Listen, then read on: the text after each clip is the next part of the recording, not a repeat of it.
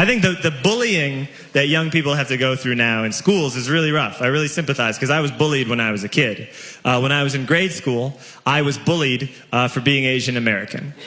And the biggest problem with that is that I am not Asian American. But when I was younger, and this is absolutely true, people thought that I might be Asian American. I have pretty thin eyes. I had very thin eyes when I was a little kid, and I had straight black hair that I wore in a bowl cut.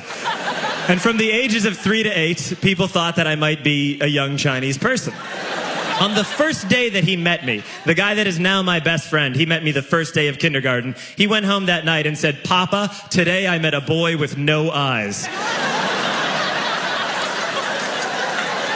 And that was me.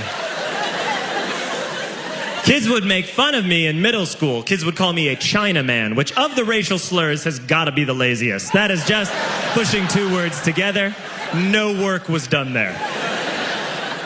It was very confusing to me because I'm not Chinese. No one in my family is remotely Asian. I mean, we take our shoes off when we come inside, but that was more of a carpeting thing than anything else.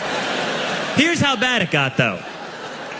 I remember when I was in junior high, we had this music appreciation class that we never appreciated.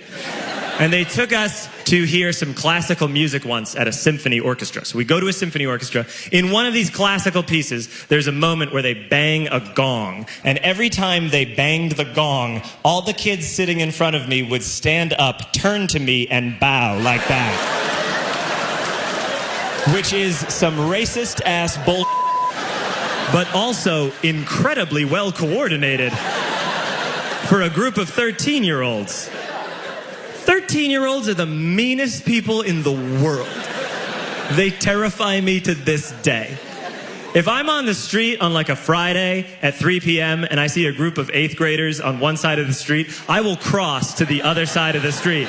Because 8th graders will make fun of you, but in an accurate way. They will get to the thing that you don't like about you. They don't even need to look at you for long. They'll just be like, ha ha ha ha ha, ha ha ha ha ha. Hey, look at that high-waisted man. He got feminine hips. And I'm like, no, that's the thing I'm sensitive about.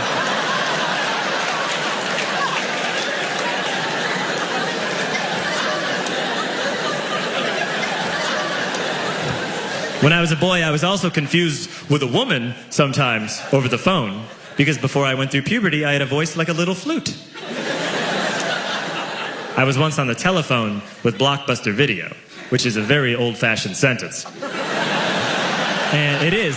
I was on the telephone with Blockbuster Video. That's like when your grandma would be like, "We'd all go play jacks down at the soda fountain." You're like, "No one knows what you're talking about, you idiot." You know how you talk to your grandma? So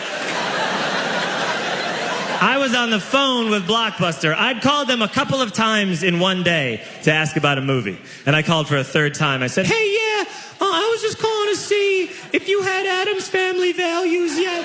And the guy at Blockbuster went, "Hey, lady, I'll tell you when we get Addams Family Values." But look, I wasn't offended as a boy being confused with a lady. I was offended as a lady who was getting pushed around by this chauvinist ass that works at Blockbuster Video, talking to me like I'm some floozy. I am a proud Asian American woman, and you will treat me with respect. I am a tiger mom. Baby, can you move on the rhythm so we can get with and do